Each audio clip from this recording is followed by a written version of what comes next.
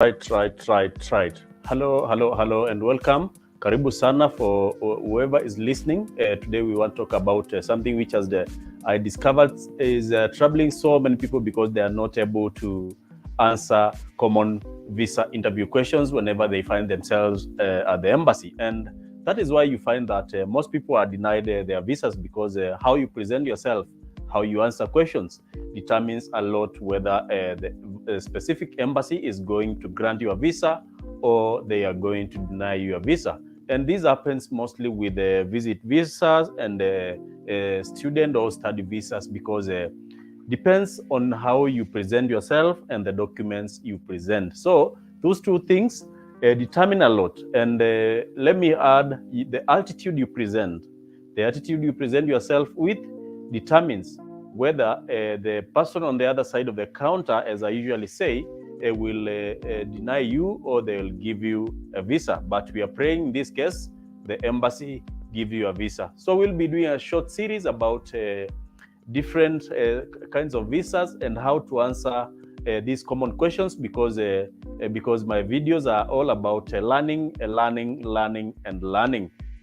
Small bits of entertainment here and there, but basically what we do is teaching people how to handle these things because everybody is trying to look for opportunities from different countries. So watch this video to the end, and if you want us to grow together, there's a tab down there which is called the like button. Just click it before you continue watching the video. If you are not subscribed, take this 1 or 2 seconds, subscribe to this channel, and you can share this video to at least one person so that you encourage growth in this channel. So thank you very much for joining, and the live video will be remain in the channel. So if you are watching it on replay, be sure you can jump from session to session if you find that it's long for you. But I don't purpose it to be longer than let's say 10 minutes maximum, and we'll be done with the video. So otherwise, the common questions you find, I wanted to talk about the Schengen visa. And as I told you in another video, the Schengen visa is a video which allows you to move to Europe and traverse more than 20 countries. There are actually 26 countries, including Germany, France, Spain, Italy, Switzerland, and a host of a dozen of other countries from Western Europe, through which you can traverse, including Sweden, Switzerland, as I've said, Latvia. There are so many countries. You just need to do a very small short Google search, and you'll get the countries which are in the Schengen area. They give you one visa, which eases the travel in between these two countries, such that while you are crossing the borders, it's not a big hassle. So I want to begin with this question, which is the most common. Which is you'll find that even the first question you'll be asked at the visa interview. Na utaulizwa hii swali jameni. So rest assured and prepare how you are going to answer this question. So first, they'll ask you, why are you traveling to the Schengen area? Because you are applying for a visa which allows you to travel in that cluster of countries. So they'll ask you why you are traveling to that area. So this is the opportunity. Seize this opportunity to explain the purpose of your trip. And the purpose of your trip can be either tourism. Maybe you just want to go and visit a certain country, like let's say Italy, let's say Spain, let's say Germany. You just want to go and do sightseeing. And make sure the answers you give, they are consistent. So if you are going to visit, don't include aspects of going to work at the same time. So make sure that your questions are consistent and they follow each other in a chronological order, so that it's a story which can be written and it flows. So another purpose which you can say as a purpose of your visit is a business. Because the Schengen visa doesn't limit your ability to do business while in that area. So if you are intending to engage in business or business meetings, you can mention that while answering that question about the reason or the purpose of traveling to the Schengen area. The other reason you might be traveling is maybe you are visiting friends or family.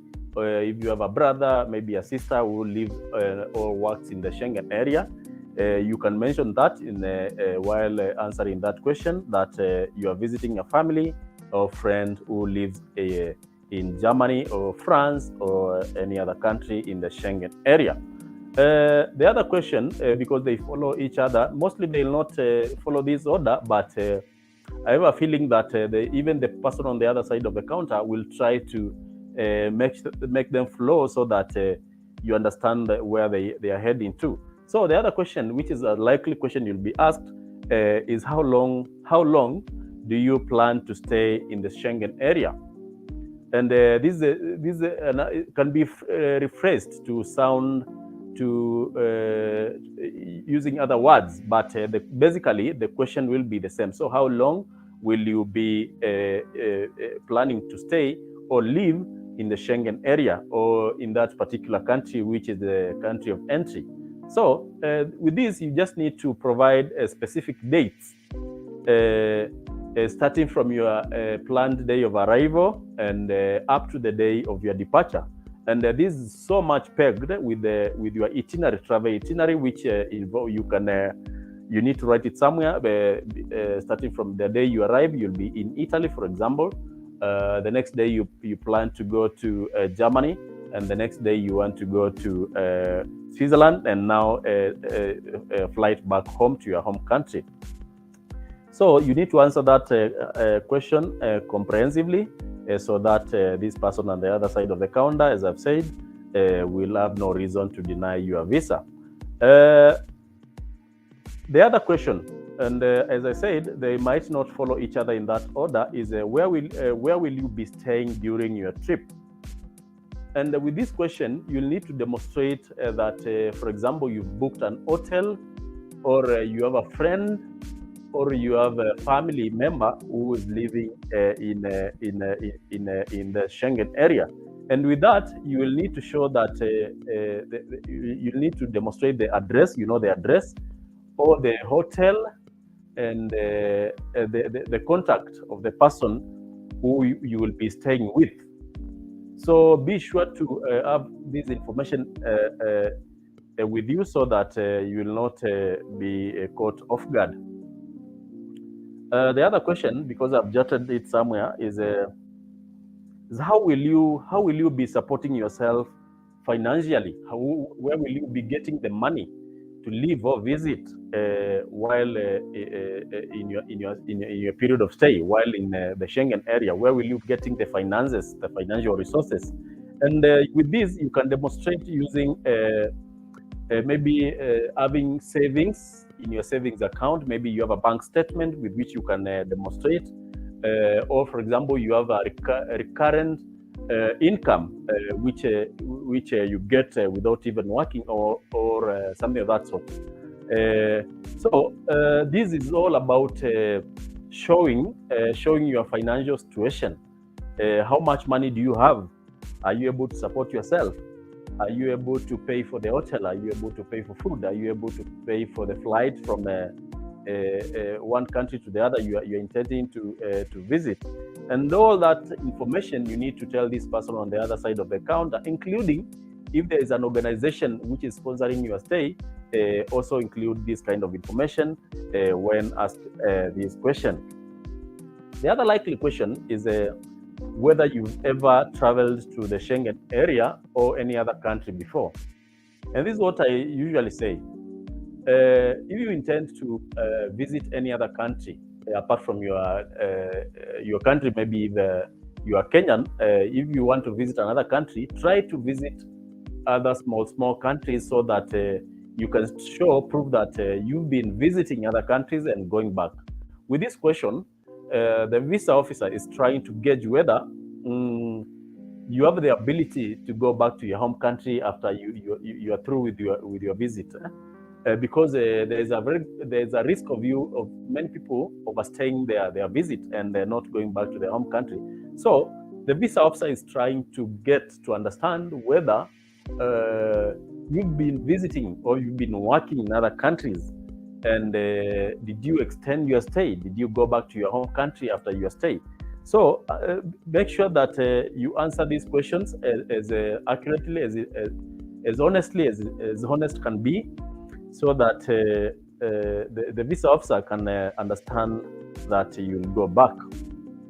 And this question is also followed with another question of whether you have what we call a return ticket, a return flight ticket.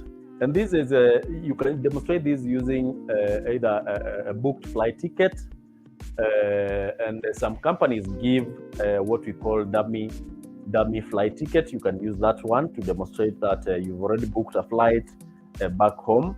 And also your flight itinerary, your plan of how you are going to stay or how long you are going to stay, and your movements from the day you arrive in the Schengen area up to the day you depart will go a long way in demonstrating that you are planning to go back, because those two questions are geared towards understanding whether you plan to go back to your home country.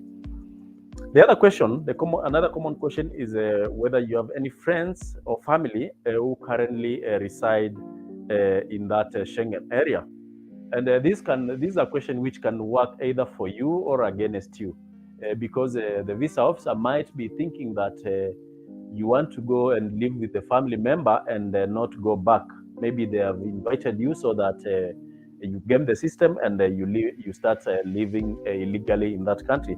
So if you have any, I usually advise people, if you have any family or friend in the Schengen area, you can provide their information, their address, and whether you are planning to visit them or whether you will just go ahead and do your business and go back to your home country. And this is mostly pegged to whether you've other travel history, and this will help the visa officer to understand that you're not planning to game the system and stay permanently contrary to the state your visit visa throughout the Schengen area.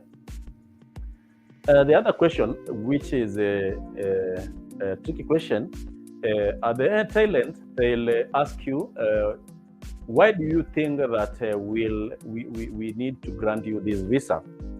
And this is your opportunity to sell yourself, sell your points. And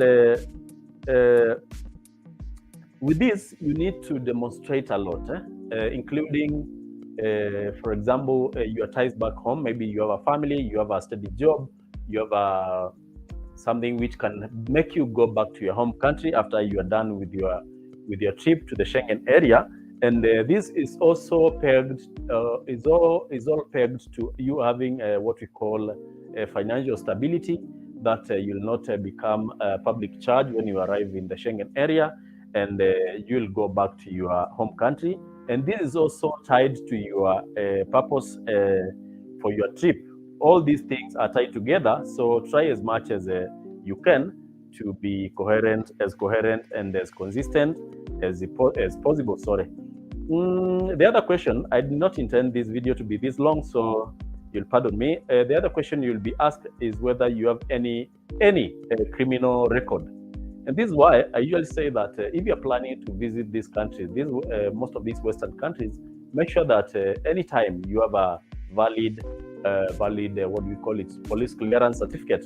I know in many countries the police clearance certificate has different names, but basically you will need to demonstrate that you don't have any criminal records in the countries you've lived in. Maybe you've lived in other countries like Gulf countries, India, China, Uganda, Tanzania, Malawi, South Africa, Nigeria, Angola, Cameroon. Make sure that the countries you've lived in, you get a police clearance to demonstrate that you are not a criminal, and you do not intend to continue your criminal activities in the Schengen area. The other question, I think we are at number 10. The other question is whether you are employed. And the visa officer will ask whether you are employed, And this is another opportunity for you to demonstrate that you have ties back home. Because with this question, the visa officer is trying to understand whether your current job is able to finance your stay, and whether it is a job which will force you, which will make you go back to your home country after you are done with the visit. So with this question, you can now say your employer is XYZ. You can say your job title, and to add on top of that, you can also talk about the amount of salary, the salary. And with this, you can support with what we call pay stubs or pay slips in some countries. I know it has different names. So this is another opportunity for you to demonstrate your ties back home. Another question the visa officer might ask you is whether you are currently enrolled in any educational institution. And this is another question which is the visa officer is trying to understand whether you have ties back home. If you are going through the Schengen area, the visa officer will try to understand whether this education you are still doing is something which can make you go back to your home country. So with this, you can provide the name of the school, the course you are pursuing, the expected day of completion, and maybe the address of the institution, the what do you call it? The website of the school, maybe, and maybe if you have a school ID, you can produce it to back this information. The other question which is likely to be asked is whether you have been denied a visa before.